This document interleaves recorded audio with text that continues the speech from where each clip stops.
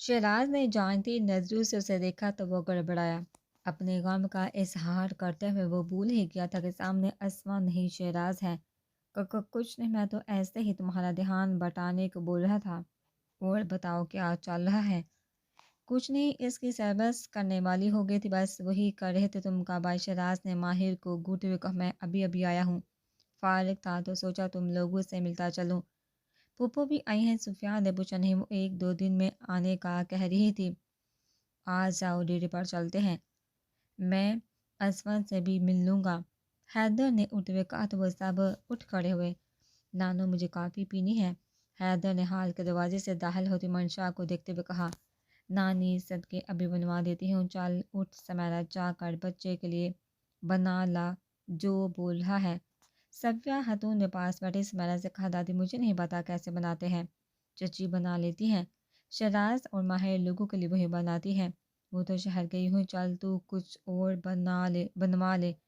صفیہ خاتون نے حیدر سے کہا، منشا کو بنانی آتی ہے؟ سمیرا نے جوٹ سے کہا، اچھا وہ آتی ہے تو اسے کہتی ہوں۔ 10 منٹ بعد وہ ہاتھ میں مکرونی کا باؤل لیے باہر آئی۔ یہ لڑکی یہاں آج صفیہ خاتون نے اسے آواز دی تو وہ مڑ کر ان کے پاس آئی۔ جا بچے کو وہ بنا کر دے، صفیہ خاتون اسے آرڈر لگایا۔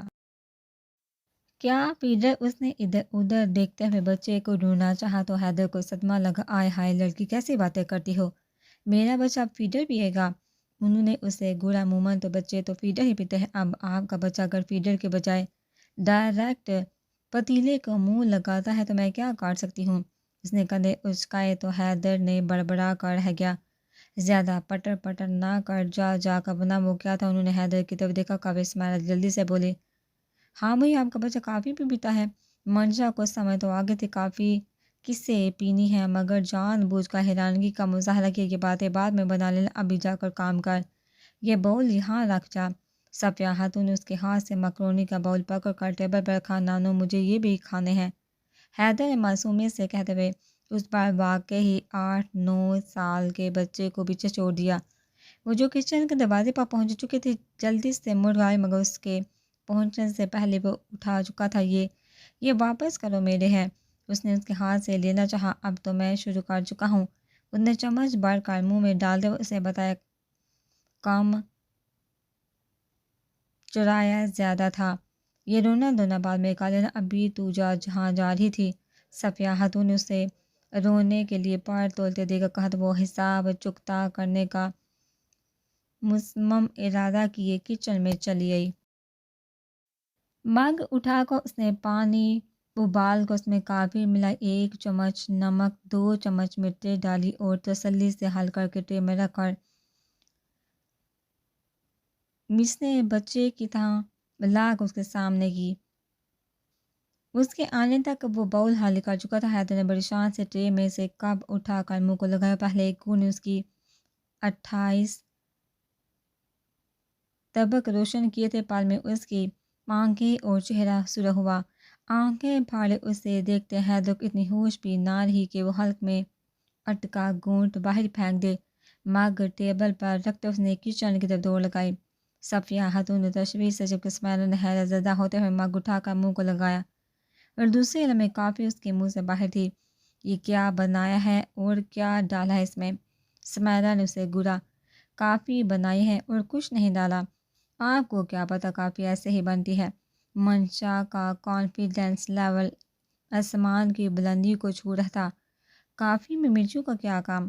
سمیرا کی حیرانی سوا تھی۔ اس نے اسپیشل کافی کا بولا تھا تو اسپیشل کافی کا یہی مطلب ہوتا ہے، آپ کو کیا پتہ، نہ آپ نے کبھی بنائی نہ کبھی پی۔ وہ اپنی بات پر مضبوطی سے قائم تھی۔ کمال ہے، پہلی دفعہ دیکھ رہی ہوں، حالانکہ چچی بناتی ہیں وہ تو ایسا کچھ نہیں ڈالتی۔ وہ بڑبڑاتے ہوئے دوبارہ مگ اٹھا کر دیکھنے لگی۔ لائیے مجھے دے، میں کچن میں رکھ کے آتی ہوں۔ منشا اس کے ہاتھ سے مگ پکڑ کر کچن میں آئی جہاں حیدر بیسن پر جھکا کلی کر رہا تھا۔ ساتھ میں ہچکیاں بھی تیز رفتاری سے کام کر رہی تھی۔ وہ مگ ٹیبل پر رکھ کر وہیں کھڑی ہو کر اس کے پلٹنے کا انتظار کرنے لگی۔ وہ منہ دھونے کے بعد آنکھوں میں پانی کے چھینٹے مار کر پلٹا تو سینے پر ہاتھ باندھے ہونٹوں پر طنزیہ مسکراہٹ لیے کھڑی تھی۔ جان سکتا ہوں یہ کیا تھا اور کیوں تھا؟ وہ اس کے سامنے آ کھڑا ہوا، تم مجھے جانتے نہیں ہو، میں کسی کا قرض نہیں رکھتی، جب تک سود سمیت واپس نہ لوٹا دوں مجھے چین نہیں آتا، تو تمہیں کیسے چھوڑ دیتی۔ اس نے پرسکون مسکراہٹ سے کہا، کافی بنانے کا ہی تو بولا تھا، ایسا کون سا جرم کر دیا جو تم نے یوں بدلا لیا، مانگ کر، چاہے تو کوئی میری جان بھی لے لے، مگر چھیننے سے مجھے سخت نفرت، تم نے مجھ سے مکرونی کا باؤل چھینا تھا مسٹر حیدر، معاذ حیدر۔ اس نے تصدیق کی، واٹ ایور، اس نے سر جھٹکا، میرے ہاتھوں سے میری ہی چیز چھین کر تم نے کیسے سوچ لیا کہ تمہیں جانے دوں گی، آئندہ احتیاط کر، میں بدلہ بہت برا لیتی ہوں، سمجھے۔ اس کو اپنے اس کو اپنے ساتھ رکھنا، کچھ ہیلپ ہو جائے گی۔ شیلف سے چینی کا ڈبہ اٹھا کر اس کے ہاتھ میں تھما اور خود باہر نکل گئی۔ کیسے گزرے کی پوری زندگی، اللہ پاک اپنا کرم کیے رکھنا مجھ پر۔ اس نے آسمان کی طرف دیکھتے ہوئے دل سے دعا کی تھی۔ ساحل کے کسی دوست کا ولیمہ تھا جو کہ اس کو اٹینڈ کرنے شہر جانا تھا۔ سفید رنگ کے شلوار قمیض پر سیاہ رنگ کی جیکٹ پہنے، بالوں کو نفاست سے سٹ کے وہ تیز تیز قدموں سے نیچے آیا۔ 2 بجے کا دعوت کا ٹائم تھا اور ڈیڑھ تو اس کو گھر میں بج چکا تھا، اس لیے وہ آگے پیچھے دیکھے بغیر اجلت میں نکل رہا تھا کہ ہال کے بیرونی دروازے سے داخل ہوتے منشا سے جا ٹکرایا۔ وہ تو پھر بھی بچ گیا تھا، مگر دان پان سے منشا پورے کھڑا کے ساتھ زمین بوس ہوئی تھی۔ اس کو نیچے گرا دیکھ کر اس کا پارا ہائی ہوا۔ پتہ نہیں کیوں جب جب اس کی شکل دیکھتا تھا اس کا میٹر شارٹ ہو جاتا تھا، شاید اس کی پلٹ کر جواب دینے کی عادت اس کو زہر لگتی تھی۔ بچپن سے لے کر اب تک اس نے ہمیشہ لڑکی کو جھڑک کھا کر سائڈ پر ہوتے دیکھا تھا، مگر وہ پلٹ کر آنکھوں میں آنکھیں ڈال کر جواب دیتی تھی، اور یہی چیز ساحل کو اس سے متنفر کر رہی تھی۔ اندھے ہو کیا نظر نہیں آتا؟ اس کو گھورتے ہوئے اس نے جاڑا، مجھے نہیں آتا، تمہیں تو آتا ہے نا، تم ہی دیکھ لیتے، یا پھر یہ آنکھیں گوٹیاں کھیلنے کے لیے رکھی ہوئی ہیں۔ کون سی تمہاری نہر کا بند ٹوٹ گیا تھا جو یوں اندھا دھند بانگتے چلے جا رہے تھے؟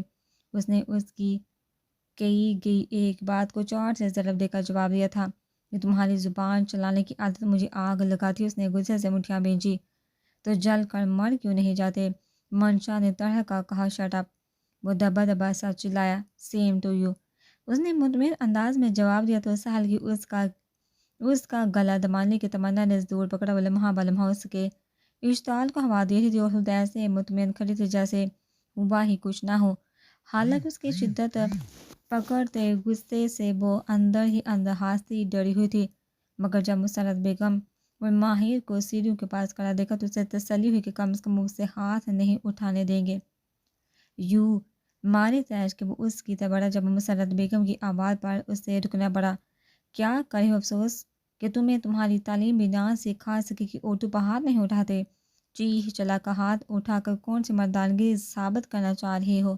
مسرت بیگم نے سخت لہجے میں کہا، آپ نے دیکھا نہیں کیسے زبان چلا رہی تھی؟ 2 4 لفظ پڑھ کر یہ اوقات بھول جاتی ہے کہ ان یستل جگہ کہاں ہے، اس کو سمجھا دے، ورنہ ان کمینوں کو کیسے کنٹرول کیا جاتا ہے مجھے اچھے سے پتا۔ اس نے حقارت بڑے لہجے میں کہا، وہ ہیلو مسٹر، تمہیں اپنی اردو اپنی بہنوں بیٹیوں کو جوتی برابر سمجھنا ہے تو سمجھو، مگر میں تمہاری جاگیر نہیں ہوں۔ دوبارہ یہ چودراہٹ مجھ پر جمانے کی کوشش مت کرنا۔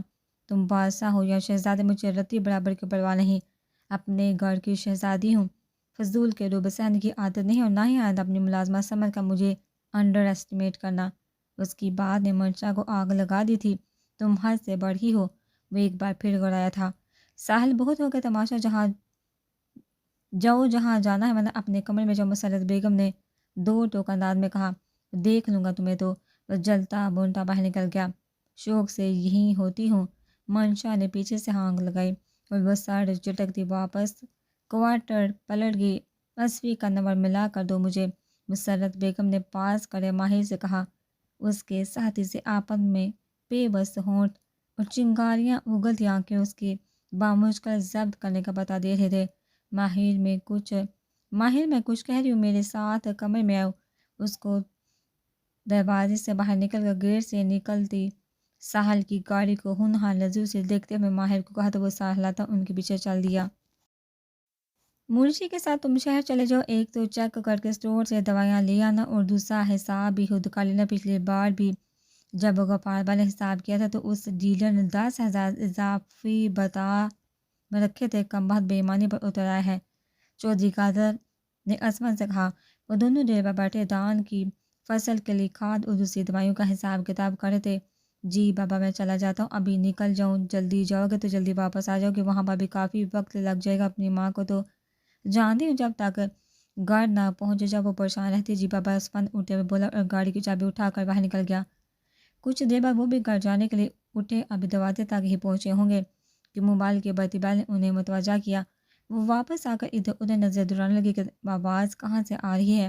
وہ تھوڑا نیچے جھکے تو صوفے کی ہتھی پر سیٹ کے درمیان پڑا عثمان کا موبائل باجا تھا۔ انہوں نے اٹھا کر دیکھا تو ماہر کی کال تھی۔ انہوں نے ریسیو کر کے کان سے لگایا تو ان کے کچھ بولنے سے پہلے مسرت بیگم کی غصے سے بپری آواز سنائی دی، ساحل کو تم سمجھاؤ گے یا مجھے روکنا پڑے گا؟ اس کو سمجھا دو اپنے ہاتھ میں رہے، میری بیٹی کسی کی غلام نہیں جو کوئی بھی ایرا غیرہ آ کر اس پر حکم چلانا شروع ہو جائے گا۔ میں اماں کی باتیں بڑی مشکل سے برداشت کرتی ہوں اور یہ ساحل جب بھی موقع ملتا ہے اس کو بے عزت کر دیتا ہے، تو کہ عصفی تم نے وعدہ کیا تھا کہ اس کی حفاظت کرو گے، اس سے تو اچھا تھا وہ ابھی واپس ہی نہ آتی۔ اس کو اگر یہی کچھ جینا تھا تو اتنے سالوں تک اس کو اس کے اثر سے دور کیوں رکھا؟ میری 20 سال کی ریاضت کو حق میں ملا رہی ہو تم۔ مسرت بیگم جو بولنا شروع ہوئی تو انہوں نے سانس لینے کی زحمت بھی نہیں کی تھی۔ چودھری قادر کے تو کچھ پلے نہیں پڑ رہا تھا، انہوں نے بولنے کے لیے منہ کھولا تو ماہر کی بات سن کر وہ اپنا کھلا منہ بند کرنا ہی بول گئے۔ ماما ٹھیک کہہ رہی ہیں، آج ساحل بھائی نے منشا کو بہت بری طرح سے جھڑکا ہے اور میں خاموش تماشائی بنا کھڑا دیکھتا رہا۔ اس دن ٹیبل پر صرف اور صرف آپ کے اشارہ کرنے پر خاموش ہو گیا تھا، ورنہ آپ جانتے ہیں جواب دینا مجھے اچھے سے آتا ہے۔ اگر ایسے خاموشی سے اس کو بے عزت ہوتا دیکھنا ہے تو بہتر یہی نہیں کہ اس کو واپس جانے دیا جائے؟ کم از کم میں تو اس حق میں نہیں ہوں کہ باپ کی چھت تلے اور 4 بھائیوں کے ہوتے ہوئے اور ان کی آنکھوں کے سامنے اسے بات بات پر ذلیل کیا جائے۔ اس کی آخری بات پر چودھری قادر کے ہاتھ سے موبائل چھوٹ کر صوفے پر جا گرا تھا۔ وہ بیچ کی نظر سے صوفے پر گرا موبائل دیکھ رہے تھے جہاں سے ماہر کی ہیلو ہیلو کی آوازیں آ رہی تھی۔ کمرے میں اچانک ہی دل دہلا دینے والی خاموشی چھائی تھی۔ مسرت بیگم اور ماہر کی باتوں کو سوتے ان کے ذہن میں ایک ایک کر کے تمام مناظر لہرانے لگے۔ منشا کا گنوانا سہراب بخش کا ہر ممکن کوشش کرنے کہ وہ کسی طرح واپس چلے جائے۔ اس دن جب انہوں نے سہراب بخش سے پوچھا تھا کہ کیا اس کی کوئی بیٹی بھی ہے تو انہوں نے نگاہیں چڑھاتے ہوئے جواب دیا تھا، اور مسرت بیگم ان سے جب بھی انہوں نے اپنی بیٹی کے بارے میں بات کرنی چاہی تو وہ ٹال جاتی۔ منشا کے آنے کے بعد وہ ان کا جھکاؤ منشا کی جانب محسوس کرنے لگے، مگر یہ سوچ کر خاموش ہو گئی کہ بیٹی کی کمی کو محسوس کرتی ہوگی۔ آہستہ آہستہ وہ تقریباً اس کے سارے کام ہی خود کرنے لگی تھی، خاص طور پر اس کے کھانے پینے اوڑھنے پہننے کا خیال رکھنے لگی تھی۔ ایک دو بار رات کے وقت ان کو کوارٹر سے نکلتے دیکھا جب انہوں نے پوچھا تو انہوں نے سکینہ بھی کی طبیعت کی خرابی کا بہانہ بنا دیا۔ جیسے جیسے وہ سوچتے جا رہے تمام کڑیاں ملتی جا رہی تھی۔ اتنا بڑا دھوکہ، اتنا بڑا جھوٹ وہ بڑبڑائے۔ قدموں نے ساتھ دینے سے انکار کیا تو لڑکھڑاتے ہوئے صوفے پر جا بیٹھے۔ سہراب بخش وہ پوری قوت سے تاریخی کمرے کے دور و دیوال ہل کر رہ گئے۔ باہر کھڑا ملازم دوڑتا ہوا آیا تو وہ صاحب کی سی کیفیت میں پسینہ بہہ رہے تھے۔ کیا ہوا صاحب؟ ملازم ان کی حالت دیکھ کر بکھلا گیا تھا۔ سہراب بخش کو بلا فوراً ابھی کے ابھی اس کو اپنی طرف آتا دیکھ کر ہاتھ اٹھا کر روکتے ہوئے کہا، صاحب وہ تو نہیں ہے، ساحل صاحب کے ساتھ شہر گیا ہوا ہے، تو تم بھی دفع ہو جاؤ۔ انہوں نے اپنا غصہ اس پر نکالا۔ چودھری قادر جیسے نرم مزاج بننے کا یہ رویہ اس کی سمجھ سے بالا تر تھا۔ انہوں نے تو آج تک کبھی غلطی پر بھی کسی ملازم کو نہیں ڈانٹا تھا۔ وہ حیران پریشان سا لوٹ گیا۔ وہ آنکھیں بند یہ صوفے پر ٹیک لگا کے کچھ دیر تک بیٹھے رہنے کے بعد وہ اٹھ کھڑے ہوئے۔ ان کا ارادہ گھر جا کر مسرت بیگم سے بات کرنے کا تھا۔ سر پر رکھی پگڑی جو ڈھیلی ہو چکی تھی اس کو درست کرتے ہوئے باہر نکل گئے۔ گاڑی کے پاس کھڑے ڈرائیور نے ان کو آتے دیکھ کر باغ کا پچھلا دروازہ کھولا۔ ڈرائیور نے لا کر گاڑی گراج میں روکی تو وہ باہر نکل کر اندر آیا تو صوفے پر ماہر بیٹھا مل گیا۔ تمہاری ماں کہاں ہے؟ انہوں نے روب دار انداز میں پوچھا۔ پچھلی سائڈ پر ہے۔ ماہر نے ان کے تیور دیکھتے ہوئے بغیر کوئی الٹی سیدھی ہاں کے جواب دیا تو وہ باہر نکل گئے۔ حویلی کی پچھلی سائڈ پر آئے تو منشا مسپینگ نماز جھولے پر بیٹھی تھی جبکہ مسرت بیگم پاس سے جوس کا گلاس لیے کھڑی تھی۔ ظہر کا ٹائم تھا۔ درخت کا سایہ مشرق کی طرف ڈل جانے سے دھوپ ایک تواتر سے ان دونوں پر پڑ رہی تھی۔ دھوپ میں ایک ہی جگہ کھڑے رہنے کی وجہ سے مسرت بیگم پسینے میں شرابور ہو چکی تھی۔ منشا چونکہ جھولا جھولی تھی اس لیے دھوپ چھاؤں کی وجہ سے اس کو کم دھوپ لگ رہی تھی۔ چودھری قادر چلتے بن کے پاس خاموشی سے جا کھڑے ہوئے۔ جا کر وہ شکل و صورت سے مسرت بیگم سے ملتی تھی۔ انہوں نے آج غور کیا تھا، اس کے گرے آنکھیں ہو مسرت بیگم کی طرح تھی۔ کسی نے شاید غور نہیں کیا تھا، ورنہ اگر جو کوئی غور سے دیکھتا تو ضرور ٹھٹکتا۔ منشا بیٹا ضد مت کرو، دیکھو کتنی گرمی ہو رہی ہے، اندر چلو۔ مسرت بیگم نے نرمی سے کہا مجھے نہیں جانا، صاحب مجھے ڈانٹتے، مجھے اب کسی سے بات نہیں کرنی۔ اس نے منہ سے مجھے سمجھ نہیں آ رہی، تمہیں غصہ کس بات پر ہے؟ ساحل کے ساتھ تو تم نے حساب برابر کر لیا تھا نا پھر؟ مسرت بیگم نے ماتھے سے پسینہ صاف کرتے ہوئے کہا مجھے دادوں نے جھٹکا ہے، کہتی ہے میں بدتمیز ہوں ہر کسی کے ساتھ۔ زبان درازی کرتی کو مجھے باتیں سنائے اور میں خاموشی سے سن لوں، ایسے کیسے ہو سکتا؟ آپ نے دیکھا تھا کیسے روب جا رہا تھا جیسے میں اس کی غلام ہوں۔ تیزی سے جولا جلاتے ہوئے حقیر سے بولی، ارے میرا پیارا بیٹا، میں تمہاری دادوں سے بات کروں گی، وہ میری بیٹی کو دوبارہ نہیں ڈانٹے گی۔ چلو شاباش، آ جاؤ اندر، تم تو میرا اچھا بچہ ہونا۔ مسرت بیگم نے اسے پچکارا، کیا بات ہے آپ دونوں یہاں اتنی گرمی میں کیوں کھڑے ہیں؟ چودھری قادر نے کہا۔ مسرت بیگم نے مڑ کر دیکھا، وہ دونوں ہاتھ پشت پر باندھے کھڑے تھے۔ کچھ نہیں، بچی ضد کرے تو اسے سمجھا رہی تھی، مسرت بیگم نے جواب دیا۔ تو آپ کیوں ہلکان ہو رہی ہیں؟ چودھری قادر نے گہری نظروں سے انہیں دیکھا، ان کی جانتی نظروں سے گڑبڑا کر وہ دوبارہ منشا کی طرف متوجہ ہوئی۔ بیٹا گرمیوں کا بہار اچھا نہیں ہوتا، آؤ اندر چلتے، تمہیں پتہ ہے میں نے تمہارا سوٹ مکمل کر لیا اور سلائی بھی ہو گیا ہے، آؤ میں دکھاتی ہوں تمہیں۔ مجھے نہیں لینا آپ سے سوٹ، آپ بھی بعد میں کہیں گے کہ مجھ سے چیزیں لی تھی، مجھے نہیں کسی کا احسان لینا۔ پریشان ہو کیوں ہو گئی ہو؟ اپنی اولاد کو خود سے دور رکھے گی تو یہ سب سننے کو تو ملے گا نا۔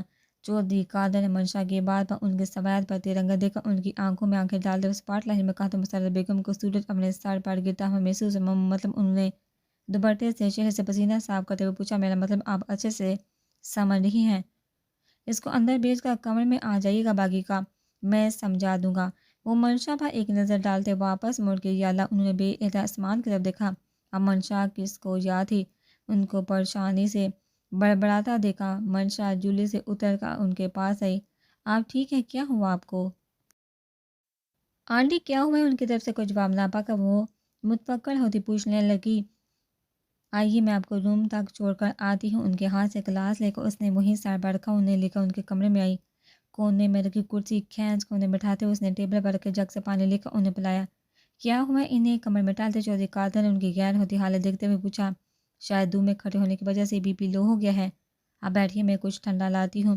منشا نے پہلے چودھری قادر اور مسرت بیگم کو مخاطب کیا، اس کی ضرورت نہیں، یہ خود ہی ٹھیک ہو جائیں گی، میں جانتا ہوں ان کا کون سا بی پی لو ہوا ہے۔ چودھری قادر نے مسرت بیگم کی طرف تنزیہ نظروں سے دیکھتے ہوئے کہا، ہاں کیسی باتیں کر رہے ہیں، اگر ان کی حالت دیکھیے اور آپ کہہ رہے ہیں کہ کچھ نہیں ہوا۔ منشا نے انہیں افسوس سے دیکھا، یہ اپنی اس حالت کی خود ذمہ دار ہے، میں کیا کر سکتا ہوں؟ انہوں نے سرد لہجے میں کہا، کم از کم ڈاکٹر کو تو بلوا ہی سکتے ہیں۔ منشا نے کمر پر ہاتھ رکھتے ہوئے انہیں کڑے تیوروں سے گھورا، اس کو یوں اپنی سار لیتا دیکھ کر نہ چاہتے ہوئے بھی مسرت بیگم کے ہونٹوں پر مسکراہٹ گی، جو چودھری قادر کی نظروں سے محفوظ نہ رہ سکی۔ وہ سر جھٹک کر رہ گئے۔ اوکے آنٹی، آپ ریسٹ کریں، میں تھوڑی دیر تک چکر لگاؤں گی، منشا کہتے ہوئے باہر کی طرف بڑھی۔ رکو بیٹا، کیسا نہیں ہو سکتا کہ تم کچھ دیر میرے پاس بیٹھ جاؤ، تمہارے انکل بہت غصے میں ہیں، تمہارے جانے کے بعد یہ مجھے ڈانٹیں گے۔ مسرت بیگم نے معصومانہ انداز میں کہا تو سامنے صوفے پر بیٹھے چودھری قادر کی بوڑھی آنکھیں کھلی، کیا مطلب یہ آپ کو ڈانٹتی بھی ہے؟ کم آن انکل، اب تو آپ بال بچوں والے ہو گئے، عمر کے سلسلے میں آ کر جو بھی اختلافات ہوتے ہیں وہ تو ختم کر دینے چاہیے، کہ بچوں کو ماں باپ اور ایک پرسکون گھر کی ضرورت ہوتی ہے۔ منشا نے بڑے بوڑھوں کی طرح سمجھا، ٹیبل تھوڑا پیچھے گھسیٹ کر اس پر آلتی پالتی مار کر بیٹھ کے، میں کہاں ڈانٹا ہوں پتر، آج تک میں نے ان سے اونچی آواز میں بات تک نہیں کی، مگر یہ مجھے ہی دھوکہ دیتی آئی ہیں، یہ جانتے ہوئے بھی کہ مجھے دھوکے بازوں سے شدید نفرت ہے۔ مجھ سے میری سب سے قیمتی چیز چھین کر کہیں شبہ مجھے کہہ دیا کہ کھو گئی ہے، تو خود انصاف کر کیا میں غصہ بھی نہیں کر سکتا، ذرا سے ناراضگی بھی نہیں دکھا سکتا، ڈانٹ بھی نہیں سکتا؟ چودھری قادر نے مسرت بیگم کو کھا جانے والی نظروں سے دیکھتے ہوئے کہا، تو وہ سر جھکا، یہ تو ہے، مجھے خود چیٹر اچھے نہیں لگتے، آئی ہیٹ چیٹرز، زہر لگتے ہیں مجھے وہ لوگ جو اپنے مفاد میں دوسروں کا دل دکھاتے ہیں، انہیں تکلیف دیتے ہیں۔ منشا کی بات پر چودھری قادر نے جتاتی نظروں سے انہیں دیکھا، میں نے جان بوجھ کر نہیں کیا تھا، میری مجبوری تھی، اس کے علاوہ کوئی دوسرا راستہ نظر نہیں آ رہا تھا مجھے، جو سمجھ میں آیا وہ میں نے کر دیا، پہلے باپ اور پھر بیٹی کو ہیٹ چیٹر کا راگ علامتیں دے کر وہ تڑپ اٹھی تھی، تو آپ کو بعد میں انہیں اعتماد میں لے کر بتا دینا چاہیے تھا نا۔ میں ڈر گئی تھی۔ مسرت بیگم نے آنکھوں کے کونے صاف کرتے ہوئے کہا، چلیے کوئی بات نہیں، آپ ریسٹ کریے، اور انکل پلیز زیادہ مت ڈانٹیے گا، پہلے انہیں سن لیجیے، کیا ہو سکتا ہے انہوں نے جو کیا واقعی اس کے علاوہ ان کے پاس کوئی چارہ نہ ہو۔ منشا کہتے ہوئے جوتا پہنتے روم سے نکل گئی۔ میری غلطی نہیں تھی، مسرت بیگم نے دھیمے لہجے میں کہا، میری ہی غلطی جو آپ اندھا اعتبار کیا۔ آپ نے جو کہا اس کو سچ مانتے ہوئے خاموش ہو گیا۔ وہ دبی دبی آواز میں داڑے تھے، اماں نے اس کے علاوہ میرے پاس کوئی راستہ نہیں چھوڑا تھا۔ آپ جھوٹ کو میری ماں کا نام لے کر آپ چھپا نہیں سکتی۔ وہ اٹھ کر ان کے سامنے آئے تو وہ ایک جھٹکے سے اٹھی، تو آپ کو کیا لگتا ہے میں نے شوق سے اپنی بیٹی کسی دوسری کو سونپی تھی؟ مجھ سے ایک بیٹی نہیں سنبھالی جاتی تھی جو پڑھائی گود میں ڈال دی۔ آج اگر وہ ایک بادشاہ لڑکی ہے تو صرف اس وجہ سے کہ میں نے اس وقت خود غرضی نہیں دکھائی تھی۔ آج وہ ایک اچھے ادارے میں پڑھی ہے، زندگی کی ہر خوشی سے میسر ہے۔ بات بات پر لڑکی ہونے کا تانا نہیں دیا جاتا۔ ایک آزاد فضا میں سانس لے رہی ہے تو محض اس وجہ سے کہ میں نے اس کی خوشیوں میں اپنی ممتا کو آڑے نہیں آنے دیا تھا۔ میں جب اس کو اپنی زندگی میں ہوش پاش دیکھتی تھی تو اپنی تکلیف بھول جاتی کہ چلو مجھ سے دور ہی صحیح، مگر اس گھٹن زدہ ماحول سے تو بچی ہوئی ہے۔ اس حویلی میں جو لڑکیوں کے ساتھ ہوتا ہے آپ سے بہتر کون جانتا ہے۔ وہ ایک دم سے پھٹ پڑی تھی، شاید اتنے سالوں تک اس بوجھ کو اٹھا کر تھک چکی تھی۔ وہ جو ان سے حساب لینے کی نیت سے آئے تھے خاموش ہو کر رہ گئے۔ اتنا بڑا قدم اٹھانے کی وجہ خاموشی کے طویل وقفے کے بعد انہوں نے پوچھا، اماں نے شمی محلہ کے پوتے زید سے نکاح طے کر لیا تھا، کیا کہہ رہی ہیں؟ اماں ایسے کیسے کر سکتی تھی؟ چودھری قادر کے چہرے پر حیرانی سب تھی۔ باقی باتوں پر تو میں کسی طرح سمجھوتا کر بھی لیتی، مگر مجھے ہرگز گوارا نہیں تھا کہ میری آنکھوں کے سامنے میری بیٹی کی زندگی تباہ کی جائے، اسے جہنم میں جھونکا جائے۔ تو اب کیا ارادہ ہے؟ انہوں نے گہری سانس لیتے ہوئے پوچھا، کس بارے میں؟ مسرت بیگم نے چونکتے ہوئے پوچھا، منشا کو کب تک بے خبر رکھنا ہے؟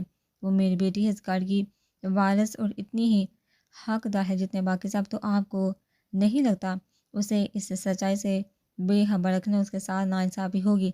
جانتی ہوں، مگر میں ڈرتی ہوں سچائی جاننے کے بعد اس کا رد عمل مجھے ڈرا دیتا ہے۔ کیسا رد عمل؟ انہوں نے حیرانگی سے پوچھا، چودھری صاحب آپ اپنی بیٹی کو جانتے نہیں ہیں، چاہے وہ ہم سے دور ہی ہے، مگر خون اپنا اثر ضرور دکھاتا ہے۔ اس کا اٹھنا بیٹھنا، کھانا پینا، بول چال سب ہم سے مماثلت رکھتا ہے۔ باتوں اور شرارتوں سے جہاں وہ ماہر کے کاپی ہیں، وہیں غصے اور ضد پر وہ بالکل اماں پر ہیں۔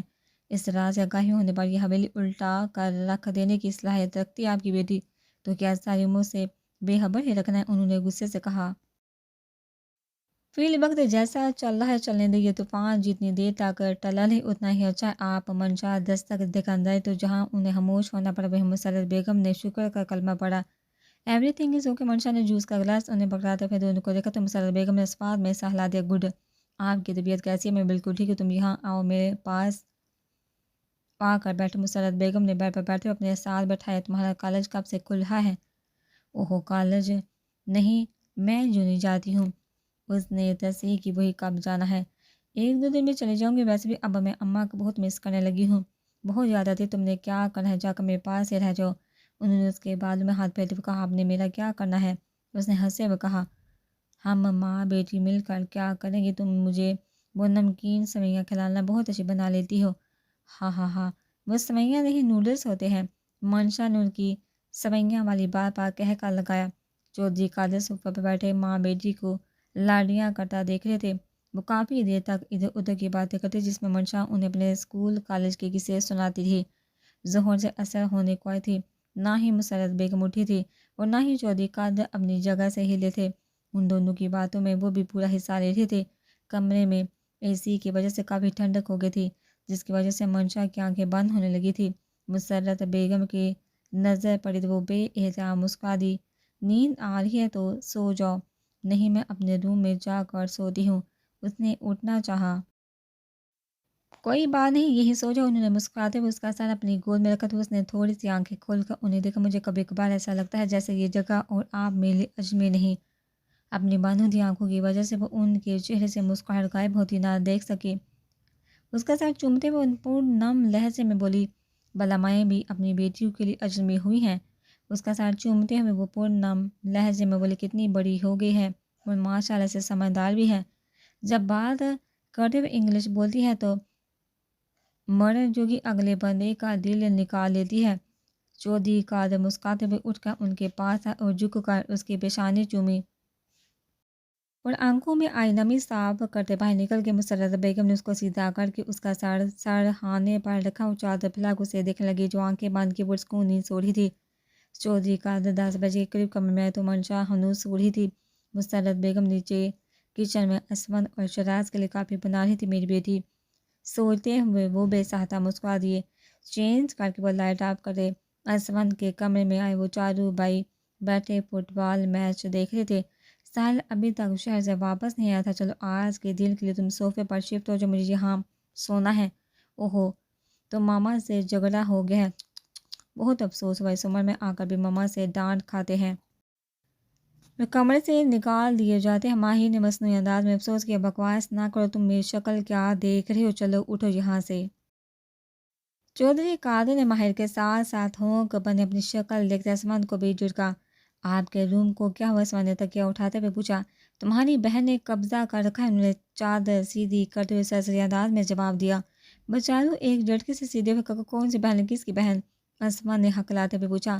جواب میں انہوں نے ایسی نظروں سے دیکھا جو اس کی جان لے سکتی تھی۔ وہ جھٹ سے نظریں پھیر گیا۔ میں اگر خاموش ہوں تو مجھے خاموش ہی رہنے دو، ورنہ تمہارے یہ 3 بھائی اور ایک چھوٹی بہن اس عمر میں تمہیں مجھ سے جوتے کھاتے دیکھیں گے، اور مجھے یقین ان چاروں کے لیے ایک بہترین شو ثابت ہوگا۔ ایک لفظ پر زور دیتے وہ سار تک چادر تان کا لیٹ گئے۔ کمرے میں خاموشی چھا گئی تھی کہ سوئی بھی گرتی تو آواز سنائی دیتی۔ تم لوگوں کا اگر سکتہ ختم ہو گیا ہو تو لائٹ بند کر کے اپنے اپنے کمرے میں جا کر سو جاؤ، کسی کی آواز نہیں آنی چاہیے، انہوں نے سنجیدگی سے کہا۔ تو باہر نکلنے میں سب سے آگے ماہر تھا۔ اسمن نے بھی ان تینوں کے ساتھ ہی کھسکنے میں ہی عافیت جانی تھی۔